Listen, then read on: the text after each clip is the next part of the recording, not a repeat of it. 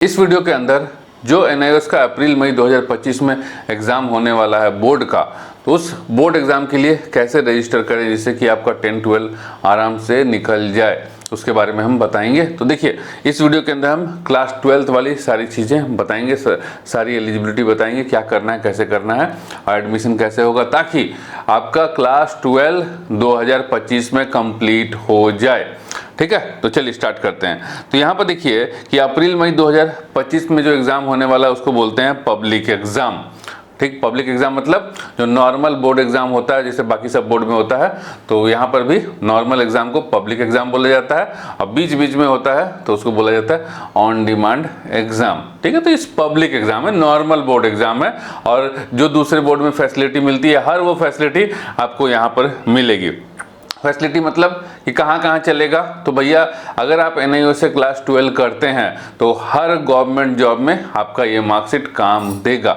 और उसके बाद अगर आप चाहते हैं कि इंजीनियरिंग करें, डॉक्टर बने, तो आपका एनआईओएस का जो मार्कशीट है वो आईआईटी में भी चलेगा, एनआईटी में भी चलेगा, बिट सेट में भी चलेगा, और साथ में अगर मेडिकल करना चाहते हैं तो एम्स में भी चलेगा, और टॉप के जितने भी कॉलेजेस हैं मेडिकल के सब में चलेगा, क्योंकि सुप्रीम कोर्ट का नया डिसीजन आ चुका है।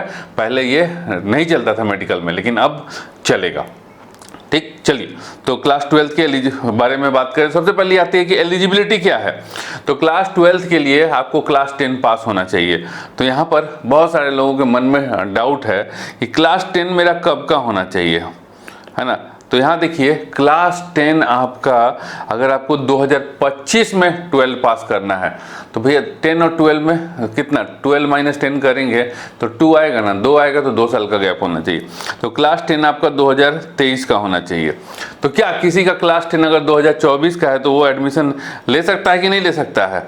अगर 10 2024 का है तो बिल्कुल ले सकता है, ले भाई, जम के ले। लेकिन उसका जो 12th है वो फाइनल ख़त्म होगा 2026 में। आप एडमिशन अब भी लीजिएगा, लेकिन ख़त्म होगा आपका 2026 में। इसके ऊपर एक डिमांड होगी तो वीडियो कर देंगे, लेकिन फिलहाल अभी ये देखिए, जो आपका 2023 या 2023 से पहले वाले स्टूडेंट है, 2023 से पहले मतलब कुछ लोग कहते हैं क्या कि हम सर बहुत पहले 10 पास कर चुके हैं। हमने पूछा कि भैया कितना पहले, तो उनका कहना है कि हमने क्लास 10th कर लिया है 2020 में। अरे हम कहते हैं कि भैया 2020 तो छोड़ दीजिए, अगर आप 1947 में भी क्लास 10 कर चुके हैं और आपको लगता है कि हमें 12 करना चाहिए तो आप कर सकते हैं। ठीक है, तो कुछ भी नहीं है कि कब हम क्लास 10 किए थे।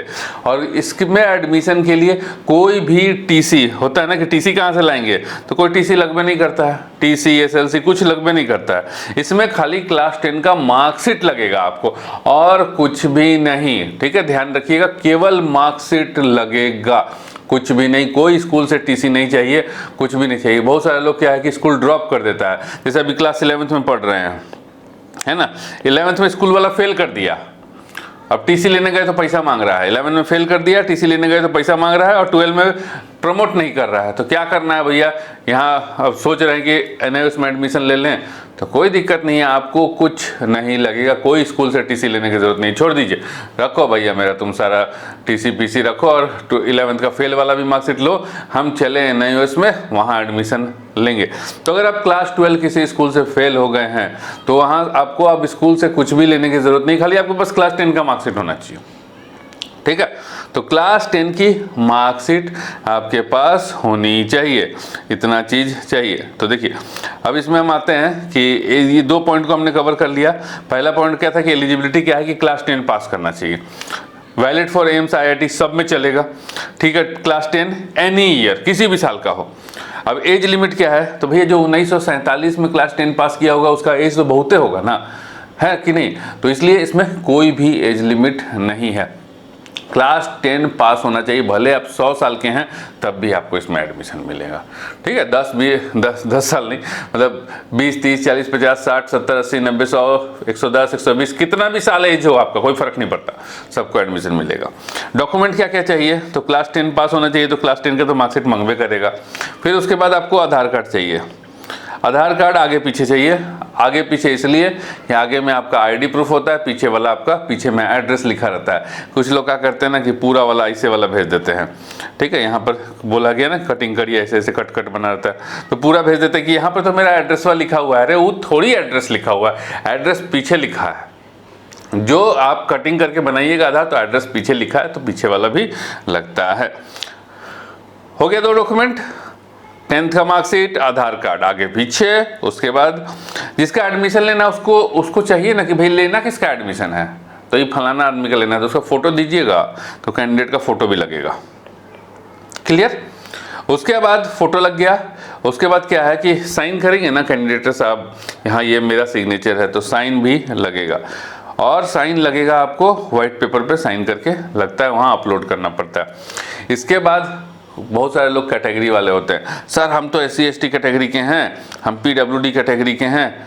कुछ लोग हैं हम महिला हैं सर, फीस कम नहीं होगा, तो बिल्कुल इन सब का फीस में भी डिस्काउंट मिलता है। तो महिला के लिए तो फीस में डिस्काउंट जो है, फीमेल के लिए फीस में डिस्काउंट ऐसे ही मिल जाएगा, खाली लिख दीजिएगा कि हम फीमेल हैं, ठीक है जी। सेक्स में मेल की जगह फीमेल कर दीजिएगा तो आपको डिस्काउंट मिल जाएगा। लेकिन आप अगर SC हैं, ST हैं, PWD हैं, तो दीजिएगा ना कुछ प्रूफ कि हाँ हम हैं, तब ना आपको और डिस्काउंट मिलेगा। तो भैया ये इसका जो अगर ये चीज़ है तो आपका इस कैटेगरी का सर्टिफिकेट भी लगेगा, ठीक है, कैटेगरी सर्टिफिकेट भी लगेगा। क्लियर हो गया? तो बस इतना ही डॉक्यूमेंट लगता है। अगर आप PWD हैं तो इसका भी PWD वाला सर्टिफिकेट लगेगा। इतना ही चीज़ लगता है, इसके बियॉन्ड कुछ भी नहीं लगता है NIOS में एडमिशन के लिए। कोई TC, कोई SLC, कुछ नहीं, ठीक है। चलिए, ये क्लियर हो गया हमारा डॉक्यूमेंट वाला सेक्शन। अब आते हैं कि भैया कौन कौन से मीडियम में ले सकते हैं। तो देखिए NIOS के अंदर भर भर के मीडियम है, 2-4 हम बता दे रहे हैं। तो एक तो हो गया भैया इंग्लिश मीडियम में आप ले सकते हैं, हिंदी मीडियम में आप ले सकते हैं, बंगाली मीडियम में ले सकते हैं, उर्दू में ले सकते हैं, गुजराती में ले सकते हैं, उड़िया मीडियम ले सकते हैं। इतना सारा मीडियम NIOS के अंदर अवेलेबल है, आप ले सकते हैं। मतलब बंगाली मीडियम में लीजिएगा तो आपको क्या है कि बंगाली में क्वेश्चन पेपर आएगा, सब चीज़ बंगाली में, पढ़ना भी आपको बंगाली में, क्वेश्चन का आंसर भी आपको बंगाली में करना है, ठीक है, सारा चीज़ क्लियर। तो इतना मीडियम आपके पास अवेलेबल है। एडमिशन कैसे होता है? तो एडमिशन ऑनलाइन होता है। ऑनलाइन होता है मतलब कि हम कहाँ जाएंगे? तो देखिए, मान लीजिए कि आप हैं कहाँ के, आप हैं यूपी के इलाहाबाद, ठीक है। तो यूपी के इलाहाबाद में आप, प्रयागराज अब नाम हो गया, यहाँ रहते हैं आप, है ना। तो प्रयागराज में NIOS का बहुत सारा स्कूल है, और बहुत सारा स्कूल है NIOS का। इस स्कूल को कहते हैं, क्या कहते हैं? Study centre. तो आपको करना क्या है कि जब आप ऑनलाइन एडमिशन लीजिएगा और आपका आधार कार्ड पर लिखा है प्रयागराज, तो आप अपना जो है डिस्ट्रिक्ट एडमिशन में चूज़ करिएगा प्रयागराज। और प्रयागराज के अंदर बहुत सारा क्या है स्कूल आएगा NIOS का, जिसको कहते हैं स्टडी सेंटर।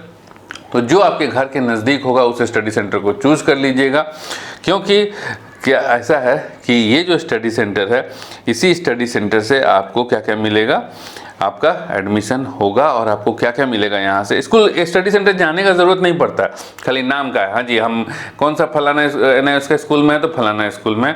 करना क्या है यहाँ पे होगा क्या, तो यहाँ पर स्टडी सेंटर के अंदर पहले इस पोर्शन को डिस्कस कर लेते हैं। PCP का क्लास होगा। PCP मतलब personal contact program.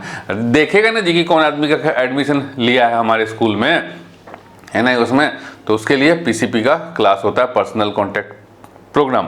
PCP class theory और प्रैक्टिकल दोनों का होता है। थियोरी का अटेंड करना कंपलसरी नहीं है, लेकिन प्रैक्टिकल का अटेंड करना कंपलसरी है, क्योंकि अगर मान लीजिए आप फिजिक्स लिए हैं, 20 नंबर का प्रैक्टिकल होता है NIOS में, तो 20 का 20 नंबर ये स्टडी सेंटर वाले के हाथ में होता है। और इस 20 नंबर को 2 अलग अलग भागों में डिवाइड किया गया है। 10 नंबर जो PCP का क्लास होता है, मतलब खाली क्लास अटेंड कर लीजिएगा ना, शकल दिखा दीजिए सर मैं आया, तो आपको 10 नंबर मिल जाएगा। अब बाकी का 10 नंबर प्रैक्टिकल का फाइनल एग्जाम में उसको देना पड़ेगा, तब मिलेगा, ठीक है। तो सोच लीजिए अगर आप शकल दिखाने नहीं जाइएगा तो PCP का नंबर कट जाएगा। कब होगा ये सब इन्फॉर्मेशन दे दिया जाएगा, टाइम होता है उसका। क्लियर? उसके बाद स्टडी सेंटर के अंदर जो प्रैक्टिकल का एग्जाम है, जैसे सब बोर्ड का होता है प्रैक्टिकल का एग्जाम स्कूल में होता है, तो वही उसी स्कूल में प्रैक्टिकल का एग्जाम होगा। और वो कितने का होगा? अगर फिजिक्स है तो 10 नंबर का है, अगर पेंटिंग का है तो पेंटिंग में प्रैक्टिकल देखिए 70 नंबर का होता है। 70 में आपका 35 नंबर पीसीपी का हो गया, खाली मुंह दिखाई का, और 35 नंबर फाइनल एग्ज़ाम का। क्लियर है? तो पूरा प्रैक्टिकल एग्ज़ाम का नंबर स्कूल वाले के हाथ में। फिर असाइनमेंट भी होता है। असाइनमेंट जमा तो ऑनलाइन करना पड़ता है। असाइनमेंट होता क्या है कि एनआईओएस कुछ क्वेश्चन देता है और उस क्वेश्चन को आपको सॉल्व करके अपलोड करना होता है उसमें ऑनलाइन, ठीक है। और उस असाइनमेंट को इवेलुएट करवाता है कौन? Study centre. Study centre evaluate करता है। फिर जो आपका, अब आप एग्ज़ाम दे लिए, मतलब सब कुछ प्रोसेस कर लिए, फिर एग्ज़ाम दे लिए, तो एग्ज़ाम के बाद आपको रिजल्ट चाहिए ना। रिजल्ट लेने कहाँ जाइएगा? तो रिजल्ट भी आपको स्टडी सेंटर से मिलेगा। रिजल्ट, मार्कशीट, टीसी, माइग्रेशन सब आपको स्टडी सेंटर से मिलेगा। तो समझ गए कि स्टडी सेंटर क्या होता है। क्लियर हो गया ये वाला फंडा, और आपको आपके डिस्ट्रिक्ट में ही मिल जाएगा, क्योंकि इंडिया के लगभग, हम तो ये नहीं कह रहे हैं कि हर डिस्ट्रिक्ट में, लेकिन लगभग है, हर जगह है। ठीक है जी। अगर मान लीजिए कि इंडिया में 100 डिस्ट्रिक्ट है, ऐसा है नहीं 100, बहुत ज़्यादा डिस्ट्रिक्ट है, लेकिन एक अंदाजन अगर 100 डिस्ट्रिक्ट है तो 100 में से 75 डिस्ट्रिक्ट में इसका स्टडी सेंटर है। क्लियर? तो कहीं कहीं नहीं भी है तो आपको वहाँ, जहाँ नहीं है वहाँ आपको नियरेस्ट डिस्ट्रिक्ट में एडमिशन लेना होगा, मिल जाएगा। अब देखिए, तो हमारी जो चीज़ें हैं, कौन कौन सी चीज़ें कंप्लीट हो गई, ये एडमिशन का हो गया, स्टडी सेंटर हो गया। क्लियर है? अब आता है कि पैसा कितना लगेगा एडमिशन के लिए। तो हमने बताया आपको कि रजिस्ट्रेशन जो है ये ऑनलाइन होता है। अब आप जब एडमिशन लेने जाइएगा तो मान लीजिए साइंस, आर्ट्स, कॉमर्स, इसमें ऐसा कुछ नहीं होता है, ठीक है। इसमें कुछ नहीं होता है कि साइंस, आर्ट्स, कॉमर्स, ये आपके सब्जेक्ट पर डिपेंड करता है कि आप क्या सब्जेक्ट लेते हैं। अगर आप पीसीएम लेते हैं, फिजिक्स, केमिस्ट्री, मैथ लेते हैं, ठीक है, साथ में इंग्लिश ले लेते हैं, और एक और सब्जेक्ट क्या कर लिया जाए, एक और कंप्यूटर साइंस करते हैं, तो आप साइंस वाले हो गए। अगर आप पीसीबी भी लेते हैं, इंग्लिश लेते हैं, पेंटिंग लेते हैं, तब भी आप साइंस वाले हो गए, ठीक है। तो साइंस के लिए साइंस वाला सब्जेक्ट लेना कंपलसरी है, मतलब पीसीएम, पीसीबी या फिर पीसीएमबी कंपलसरी है, तभी आप साइंस वाले कहलाइएगा। आगे जाकर के आईआईटी या एम्स में एडमिशन ले पाइएगा। अब आता है कि आर्ट्स वाला, तो कुछ भी सब्जेक्ट ले लीजिए भाई। आर्ट्स के अंदर बहुत सारे सब्जेक्ट है, हिस्ट्री है, ज्योग्राफी है, ठीक है, पॉल साइंस है, सोशोलॉजी है, तो ये सारे सब्जेक्ट्स अवेलेबल हैं। और हमने बता दिया कि मीडियम तो आपके पास यहाँ खूब चॉइस है, हिंदी, इंग्लिश, बांग्ला, उर्दू, गुजराती, बहुत सारा मीडियम, और भी मीडियम है, ठीक। कॉमर्स के लिए आपको अकाउंट्स को बीएसटी लेना होगा। एक लैंग्वेज कंपलसरी है। तो आप जब एडमिशन लीजिएगा तो अगर आपको 12 करना है तो मिनिमम आपके पास 5 सब्जेक्ट होना चाहिए, मिनिमम 5। तो 5 में एक लैंग्वेज कंपलसरी है, जैसे इंग्लिश ले लिए, उसके बाद आप चाहते हैं कि हम वो लें, साइंस न लें, हम इजी सा कुछ ले लें एनआईओएस के अंदर, हम अपना 12 कर लें, ठीक है, हम खाली 12 पास करना चाहते हैं, तो आप क्या करिए कि एक लैंग्वेज ले लीजिए। अगर आपका इंग्लिश लैंग्वेज है तो इंग्लिश ले लीजिए, अगर आप हिंदी मीडियम वाले तो हिंदी में ले लीजिए, हिंदी ले लीजिए, मत लीजिए इंग्लिश। उसके बाद इजी सब्जेक्ट चुन लीजिए, जैसे कि हिस्ट्री चुन लीजिए, आर्ट्स के सब्जेक्ट, सोशोलॉजी चुन लीजिए, आर्ट्स का सब्जेक्ट, ठीक है, होम साइंस चुन लीजिए, फिर पेंटिंग चुन लीजिए। हो गया 5 गो सब्जेक्ट, हो जाएंगे आप बम बढ़िया नंबर आ जाएगा, 12 पास कर जाएंगे। लेकिन कुछ लोग क्या है कि एडमिशन में ऐसा गलती कर देता है, जिससे कि आप पूरा पास करने के बाद भी वो क्या होता है कि 12th पास नहीं कहलाते हैं। गलती क्या होता है कि वो लोग सब्जेक्ट नहीं लेता है। एक विद्यार्थी है, वो मेरे पास आया कि सर हमारे मार्कशीट में ना, इसमें रिजल्ट में ऐसे लिखा हुआ था, ऐसे लिखा हुआ था, क्रॉस दे देता है, जो पास नहीं रहता है उसको क्रॉस दे देता है, ऐसे लिखा रहता है, खाली क्रॉस किया रहता है, मतलब कुछ लिखा नहीं रहेगा। तो उसके पास सब्जेक्ट था 7, वो यूपीएससी की तैयारी करना चाहता था, यूपीएससी का कैंडिडेट था, सब्जेक्ट था 7, ठीक है। जितना भी यूपीएससी वाला सब्जेक्ट होता है ना, हिस्ट्री, पॉलिटिकल साइंस, फिर आपका सोशोलॉजी और ज्योग्राफी, तो सारे सब्जेक्ट्स को वो ले रखा था, जिससे कि जब वो यूपीएससी की तैयारी करे प्रॉपर, उसको कहीं भी कोई दिक्कत ना आए। लेकिन सबसे भारी मिस्टेक उसने क्या कर रखा था कि वो लैंग्वेज नहीं लिया था, और लैंग्वेज नहीं लिया था इसलिए उसका सब सब्जेक्ट में बढ़िया बेहतरीन नंबर, लेकिन रिजल्ट में ये चीज़ आया था। तब हमसे बोला कि सर कुछ करिए कि एक लैंग्वेज जुड़ जाए। तो भैया ऐसा है कि उसने सब्जेक्ट ले रखा था 7, जो मैक्सिमम सब्जेक्ट होता है एनआईओएस में जो आप ले सकते हैं, इसके ऊपर नहीं जा सकते। अब 7 सब्जेक्ट आप ये लिए तो एक सब्जेक्ट ऑफ लैंग्वेज और कैसे जोड़िएगा, नहीं जोड़ सकते। हाँ, अगर वो सब्जेक्ट लिया होता 5 तो एक लैंग्वेज जोड़ करके, ठीक है, 6 बन जाता और फिर बढ़िया से गदगद एकदम 12th पास कहलाते हैं। यहाँ पर रिजल्ट में ये लिख करके नहीं, पास लिख करके आता।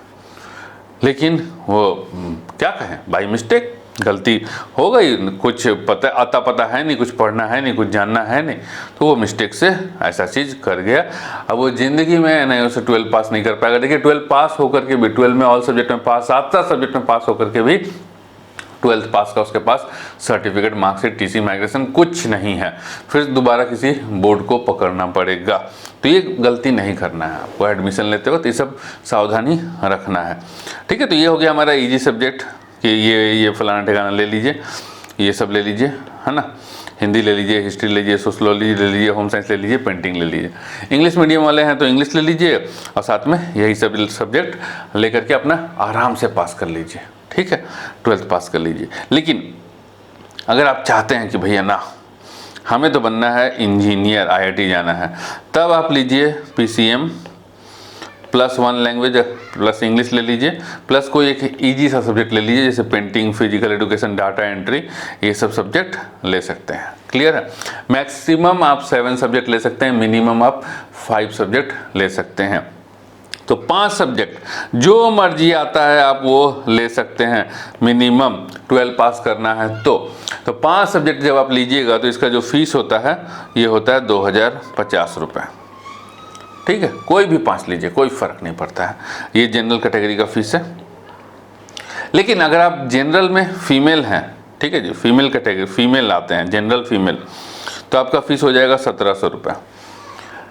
अगर आप SC ST PWD हैं, है ना, अच्छा ये जनरल OBC दोनों के लिए, OBC को भी कोई कंसेशन नहीं है फीस में, तो आपका फीस हो जाता है 1350 रुपये 5 सब्जेक्ट का। अगर आप 5 से ज़्यादा सब्जेक्ट चाहते हैं तो हर एडिशनल सब्जेक्ट के लिए आपको 720 रुपीज़ एक्स्ट्रा लगेगा। अब इसमें कोई कंसेशन नहीं है भाई। जनरल है तो 2050 + 720, फीमेल है तो 1700 + 720, SC ST PWD हैं तो 1350 + 720, 6 सब्जेक्ट हो गया। एक और चाहते हैं तो + 720 और कर लीजिए, तो इसमें कोई कंसेशन नहीं मिलेगा आपको। ठीक है जी, तो ये हमने बता दिया, ये आपका रजिस्ट्रेशन फीस है। रजिस्ट्रेशन कर लेने के बाद होता क्या है कि रजिस्ट्रेशन करते ही एडमिशन आपको नहीं मिल जाएगा, उसके बाद चला जाएगा आपका डॉक्यूमेंट वेरिफिकेशन के लिए, है ना भाई। ऐसा थोड़ी है कि बिना डॉक्यूमेंट वेरीफाई करके आपको एडमिशन दे दे, पता नहीं क्या किसका क्या लगा दिए हैं मार्कशीट में, 12th पास हैं भी कि नहीं है, अपना फ़ोटो की जगह पता लगा किसी और का फ़ोटो लगा दिए हैं, है ना। तो वो काम सब कुछ चेक करेगा। तो आफ्टर डॉक्यूमेंट वेरिफिकेशन आपको एडमिशन मिलेगा, कंफर्म होगा। ठीक है, एडमिशन कंफर्म होने के बाद आपको पास आएगा आई कार्ड, वो भी घर पे नहीं आएगा, वहीं पे आएगा, ऑनलाइन आएगा। आपको अपना जो एनआईओएस का डैशबोर्ड है उस पर लॉगिन करके देखना होगा। क्लियर है। फिर ये हो गया आपका एडमिशन के बाद आई कार्ड आ गया। उसके बाद क्या है कि देखिए, क्या इतना ही फीस लगता है तो नहीं, एनआईओएस में ये तो हो गया रजिस्ट्रेशन फीस, एक फीस और लगता है जिसको कहते हैं हम एग्ज़ाम फीस। तो 2 फीस लगता है। तो एग्ज़ाम फीस में किसी को कोई कंसेशन नहीं है। अगर आप जैसे सब्जेक्ट लेते हैं इंग्लिश PCMB तो आपको लगेगा 1600, PCMB 1660 रुपये, ये आपका एग्ज़ाम फीस है। अगर आप एग्ज़ाम फीस नहीं पे करते हैं, जो एडमिशन के बाद पे करना होता है, अप्रैल के लिए आपको दिसंबर में पे करना होगा, दिसंबर 2024 में नहीं करते हैं तो आप भले एडमिशन ले लीजिए, लेकिन आप एग्ज़ाम नहीं दे पाएंगे 2025 अप्रैल का। तो 2 चीज़, एक रजिस्ट्रेशन फ़ीस फॉर एडमिशन और एग्ज़ाम फीस अगर एग्ज़ाम देना है तो। खाली रजिस्ट्रेशन लेकर के बैठना है तो भैया रजिस्ट्रेशन फ़ीस जमा कर दीजिए, और एग्ज़ाम भी देना है, रिजल्ट सब चाहिए तो एग्ज़ाम फ़ीस को भरिए। इसके सिवा कोई भी फीस नहीं लगता है। टोटल एनआईओएस का जो खर्चा हो गया आपका, अगर आप जनरल कैटेगरी के कैंडिडेट है, 5 सब्जेक्ट लेते हैं तो 2050 + 1660, ये हो गया 3710। अगर आपका सब्जेक्ट है इंग्लिश PCMB, ठीक है, अगर आपके पास इंग्लिश पीसीएमबी की जगह कुछ और सब्जेक्ट है इसमें प्रैक्टिकल नहीं है तो आपको एग्जाम फीस में थोड़ा सा कंसेशन मिल जाएगा, थोड़ा बहुत कंसेशन मिल जाएगा, मतलब 120 रुपये पर सब्जेक्ट कम कर लीजिएगा अगर आपका प्रैक्टिकल नहीं है तो, ठीक है। क्योंकि एग्जाम फीस जो है ना ऐसे लगता है, देखिए 1660 कैसे आया आपको वो भी एक बता देते हैं मोटा मोटा, बहुत दिक्कत होता है लोगों को, 50 बार पूछते हैं एक चीज़ को। देखिए थ्योरी के लिए लगेगा पर थ्योरी सब्जेक्ट 250 रुपया, ठीक है, पर प्रैक्टिकल सब्जेक्ट 120 रुपया, और फाइनल में आप कोई भी ट्रांजेक्शन करेंगे ऑनलाइन NIOS में तो लगेगा आपको 50 रुपये एक्स्ट्रा, प्लस 50 तो ऑनलाइन ट्रांजैक्शन का, हर ऑनलाइन ट्रांजैक्शन का लेगा। जैसे यहाँ पर देख रहे थे ना आप 2050, तो फीस है 2050 रुपया ऑनलाइन ट्रांजैक्शन का, फीस है 1650 महिला वाले में 50 रुपया ऑनलाइन का, SC ST में फीस है 1350 रुपया ऑनलाइन ट्रांजैक्शन का, तो हर ऑनलाइन ट्रांजैक्शन का वो फीस लगेगा। जैसे यहाँ पर सब्जेक्ट जो है 6 सब्जेक्ट आप सोच रहे हैं कि एडिशनल सब्जेक्ट हम बाद में ऐड करा लेंगे, तो बाद में ऐड कराइएगा तो 720 प्लस 50 770 लगेगा, क्लियर। तो थ्योरी का 250 लगता है। तो अब यहाँ पर देखिए इंग्लिश पीसीएमबी कितना को सब्जेक्ट हो गया, थ्योरी का 5 सब्जेक्ट, तो 250 इंटू 5 कितना हो गया जी 1250। प्रैक्टिकल का कितना सब्जेक्ट, तो फिजिक्स केमिस्ट्री और बायोलॉजी 3 सब्जेक्ट इंटू 3 करिए तो ये हो गया 360 रुपया, और इसमें प्लस 50 वाला जोड़ दीजिए, आप देखिए तो ये आएगा आपका 1660। तो ऐसे ही आप कैलकुलेट कर लीजिएगा, जो सब्जेक्ट लीजिएगा तो उसका देख लीजिएगा, थ्योरी तो सब में होगा, प्रैक्टिकल है कि नहीं है, प्रैक्टिकल है तो 120 जोड़िए, नहीं है तो छोड़ दीजिए, और प्लस फाइनल में 50 रुपया जोड़ लीजिए, इतना ही एग्जाम फीस लगता है। इस एग्जाम फीस के अंदर किसी को कोई कंसेशन नहीं है, ये नहीं कि आप बोल रहे हैं कि सर हम SC ST PWD अरे कुछ नहीं मिला ना आपको कंसेशन वहाँ पे। अच्छा, बुक जो है इसी पैसे में NIOS आपको घर पे बुक भेजेगा, लेकिन हकीकत ऐसा है कि NIOS 50% से ज़्यादा बच्चों को बुक नहीं भेजता है। बुक इसी पैसा में भेजना है जी, और घर पे भेजना है जिस एड्रेस पे आप एडमिशन कराइएगा, जो एड्रेस वहाँ डालिएगा, लेकिन 50% से अधिक बच्चों को बुक नहीं मिल पाता है NIOS की तरफ से, तो आपको PDF से पढ़ना है, बुक का इंतज़ार नहीं करना है। और अगर आपको लगता है कि बुक से बिना पढ़ाई नहीं हो पाएगी, तो फिर भैया ऐसा है कि बुक जो दिल्ली या उसके आसपास रहते हैं, दिल्ली NCR रीजन में रहते हैं, तो गाजियाबाद में इसका वेयर हाउस है, जहाँ से आप अपना आई कार्ड दिखा करके एडमिशन होते ही आई कार्ड दिखाइए, आपको बुक मिल जाएगा, ठीक है। कई लोगों को तो ऐसा होता है कि अभी एडमिशन कंफर्म भी नहीं हुआ, घर में बुक पहुँच गया, लेकिन मैक्सिमम को क्या है कि बुक ही नहीं पहुँचा, एडमिशन हो गया बुक ही नहीं पहुँचा, तो ये चीज़ होता है NIOS के अंदर। तो इस बात का भी आपको ध्यान रखना है कि भाई पढ़ाई जो है एडमिशन लेते ही पढ़ाई चालू कर देना, किताब का इंतज़ार नहीं करना है, क्लियर। तो हमारा जो है फीस से रिलेटेड पूरा डाउट क्लियर हो गया कि टोटल फीस वही लगेगा, उससे 1 रुपया इधर नहीं 1 रुपया उधर नहीं लगता है ना। अच्छा, स्टडी सेंटर के अंदर अब ये सब्जेक्ट तो हार्ड और इजी बता दिए, और इंजीनियरिंग मेडिकल का भी सब्जेक्ट बता दिए। स्टडी सेंटर के अंदर एक बार दिक्कत क्या आता है कि बीच बीच में स्टडी सेंटर बंद हो जाता है। पता लगा कि अभी आप 2025 के लिए एडमिशन लिए और दिसंबर में आपका स्टडी सेंटर क्लोज हो गया, है ना। ये लोचा भी आता है।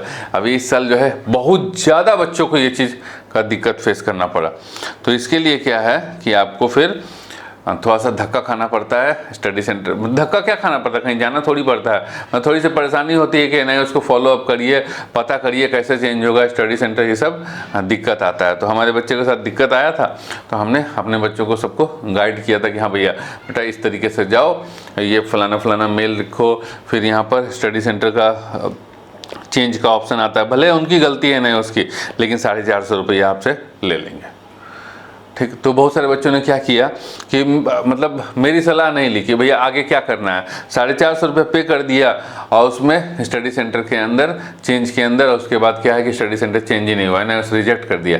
अरे भैया चेंज के लिए प्रॉपर रीज़न भी देना होता है कि भाई आप स्टडी सेंटर क्यों चेंज करवा रहे हैं, है ना, क्यों चेंज करवा रहे हैं, उसका कारण भी देना होता है। तो हर चीज़ का एक जस्टिफिकेशन होता है, प्रॉपर एक प्रोसेस है, उस प्रोसेस से गुजरना पड़ता है, और नहीं तो फिर पैसा बर्बाद करते रहिए, टेंशन लेते रहिए, ठीक है। तो ये होता है कई बार, कभी कभी होता है, तो टेंशन लेने का ज़रूरत नहीं है, एकदम ईजी प्रोसेस है, एकदम स्मूथ वे में ये सब निकल जाता है। तो ज़िंदगी में हर्डल आते रहता है, हर्डल से क्या मुस्कुराना घबराना जी, है ना, हम साथ में, ठीक है, तो ये जो है हो गया आपका।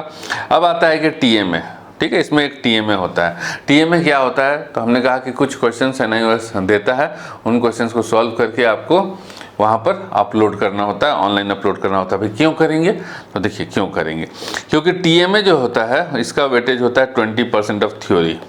इसका मतलब क्या है, इसका मतलब ये है कि इंग्लिश सब्जेक्ट जो 100 नंबर का होता है, 100 में से 20 नंबर आपका टीएमए का, मतलब फोकट का 20 नंबर मिलेगा एकदम आराम से, प्यार से। फिर हिंदी में भी वैसे ही है, 100 नंबर का थ्योरी होता है तो इसका 20% 20 हो गया आपको टीएमए में, मतलब 6 क्वेश्चन मिलेगा, 6 क्वेश्चन को सॉल्व कीजिए, ठीक है, और उसको अपलोड कर दीजिए। उसके बाद फिजिक्स में प्रैक्टिकल और थ्योरी दोनों होता है, 80 का थ्योरी 20 का प्रैक्टिकल, तो 80 का 20% 16 नंबर होता है, तो 16 नंबर फोकट का, ठीक है, टीएमए का क्वेश्चन का आंसर देख देख के लिखिए, अपलोड कर दीजिए, चेक करके नंबर मिल जाएगा। तो इसीलिए टीएमए करना बहुत ही ज़्यादा ज़रूरी है, ये चीज़ ध्यान में रखिएगा, और इसको सही तरीके से करना है इवेलुएट, और सही तरीके से जमा करना है, क्योंकि टीएमए का वेटेज 20% ऑफ थ्योरी है। टीएमए को स्टडी सेंटर वाले जो इवेलुएट करते हैं, ठीक है, मतलब टीएमए का मार्क्स स्टडी सेंटर वाला देता है, इतना समझ के रखिए ना। सब्जेक्ट, अब जैसे कोई भी सब्जेक्ट है, जैसे मान लीजिए कि सब्जेक्ट है आपका इंग्लिश, है ना, तो पहले तो यहाँ सब्जेक्ट 3 हिस्सों में बटा है, थ्योरी, प्रैक्टिकल और टीएमए। तो यहाँ ऐसे लिखा रहेगा मार्कशीट पे, थ्योरी, प्रैक और टीएमए और टोटल, ठीक है। तो इंग्लिश जो सब्जेक्ट है ये आपका, जैसे हमने बताया कि टीएमए इसमें 20 नंबर का होता है, तो 20 नंबर का टीएमए होगा, और थ्योरी जो है 100 नंबर का, फाइनल पेपर आपका 100 नंबर का होगा, ध्यान में रखिएगा, देख लीजिए, कंसेप्ट समझ लीजिए। फाइनल पेपर आपका 100 नंबर का होगा, लेकिन यहाँ पर उसका वेटेज होगा 80 नंबर।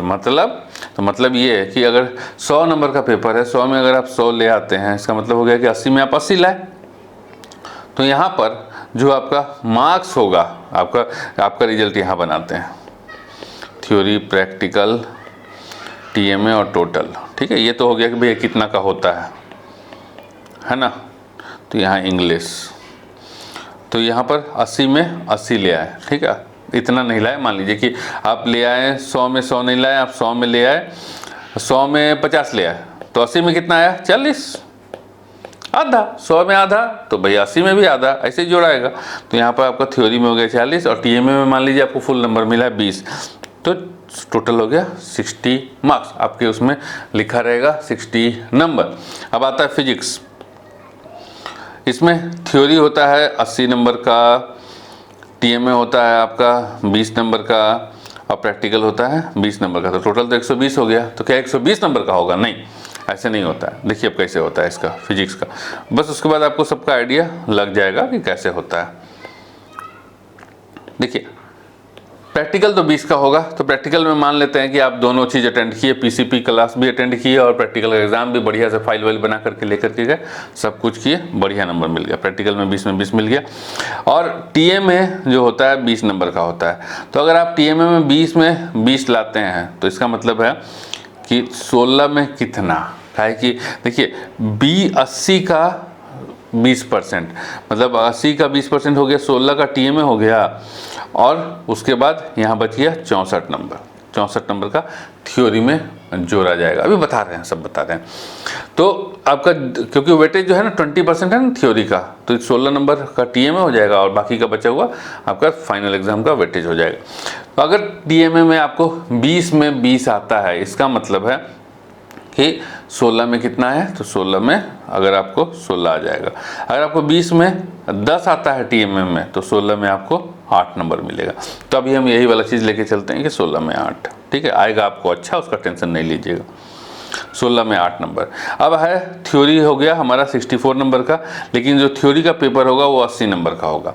तो 80 में अगर आपको 80 आता है, तो 64 में 64 लिखा जाएगा, लेकिन 80 में 80 लाना जो है उसके लिए बहुत मेहनत करना पड़ेगा। तो हम मान के चलते हैं कि एक एवरेज बच्चा है, वो 80 में कितना ले आया, 80 में ले आया 60। तो अब कैसे जोड़ेंगे, तो देखिए 80 में 60 लाए, तो ये हो जाएगा कि भाई 80 में 60 लाए तो 64 में कितना, तो ऐसे जोड़ाएगा 60/80 × 64, ऐसे जोड़ लीजिएगा, ठीक है, तो काटिए 0 0 और 8, इसको काटिए 8 से, तो 8 इंटू 8, ठीक है, तो 6 इंटू 8 हो गया 48, 48 नंबर। यहाँ हो जाएगा 48 नंबर, तो आपका टोटल हो गया 48 + 8 56 और 20 76, तो ये आ गया 76 नंबर। इस तरीके से नंबर मिलता है। क्लियर हो गया, थ्योरी, प्रैक्टिकल और टीएमए का मिला के। तो ऐसे ही आपका पूरा बनेगा रिजल्ट। हर पेपर एनआईओएस में 100 नंबर का होता है, मतलब टोटल मार्क्स 100 होगा, थ्योरी प्रैक्टिकल टीएमए मिला के 100 होगा, उससे ऊपर का नहीं होता है। क्योंकि किसी बोर्ड में क्या है ना, 100 नंबर का, 150 नंबर का, यहाँ ऐसा कुछ नहीं है, यहाँ 100 नंबर का होगा सब चीज़। क्लियर है, तो ये भी आपका फंडा क्लियर हो गया। अब आता है कि भाई एग्ज़ाम जो होगा वो प्रैक्टिकल और थ्योरी 2 एग्ज़ाम होगा। प्रैक्टिकल एग्ज़ाम एनआईओएस अप्रैल वालों के लिए प्रैक्टिकल एग्ज़ाम होगा आपका मार्च 2025 में, और थ्योरी इसका अलग से हॉल टिकट आएगा, प्रैक्टिकल का हॉल टिकट अलग से आएगा। अच्छा, एक चीज़ और देखिए कि पीसीपी क्लास जो होगा ना, इसका भी हॉल टिकट आता है। हाँ, कि पीसीपी क्लास करने जाइए, और पीसीपी क्लास थ्योरी के लिए 30 क्लास होता है, थ्योरी के लिए ये कंपलसरी नहीं है, ये कंपलसरी नहीं है। 5 क्लास होता है प्रैक्टिकल के लिए, ये कंपलसरी है, क्योंकि फिजिक्स में 10 नंबर इसी में से आएगा। इसका हॉल टिकट आएगा, हॉल टिकट लेकर के आपको जाना होता है। उसी तरीके से प्रैक्टिकल एग्जाम और थ्योरी एग्जाम का भी हॉल टिकट आएगा। प्रैक्टिकल एग्जाम मार्च में होगा, तो इसका हॉल टिकट लेके, मतलब एडमिट कार्ड लेकर के आपको एग्ज़ाम देने जाना होगा। थ्योरी का एग्ज़ाम होगा वो अप्रैल मई 2025 में होगा, तो इसमें भी आपका हॉल टिकट आएगा और आपको हॉल टिकट लेकर के एग्ज़ाम में जाना होगा। ठीक है, तो थ्योरी प्रैक्टिकल एग्जाम दे लिए, थ्योरी दे लिए, पीसीपी अटेंड कर लिए, सब कुछ हो गया।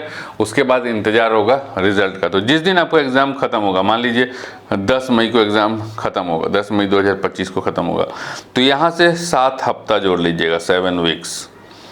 ठीक है, 7 वीक्स, तो 7 वीक्स जोड़ लीजिएगा। तो जनरली 7 वीक्स के बाद रिजल्ट आता है, नहीं वैसा ऐसा कहता है, लेकिन जनरली रिजल्ट जो है हाँ जुलाई के 3rd या 4th वीक में आ जाता है।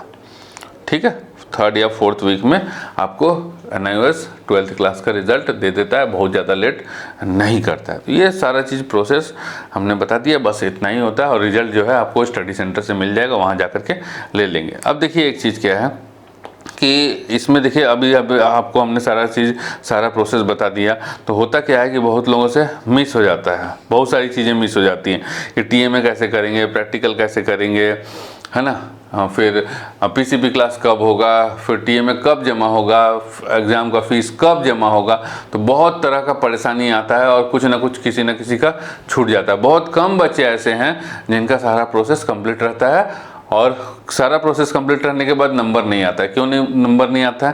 कि भाई वो सारा प्रोसेस में ही उलझा रहा, वो अपना पढ़ाई पे फोकस ही नहीं कर पाया, वो कर रहा है कि भाई कभी ये न छूट जाए, कभी वो न छूट जाए। तो देखिए ऐसे बच्चों के लिए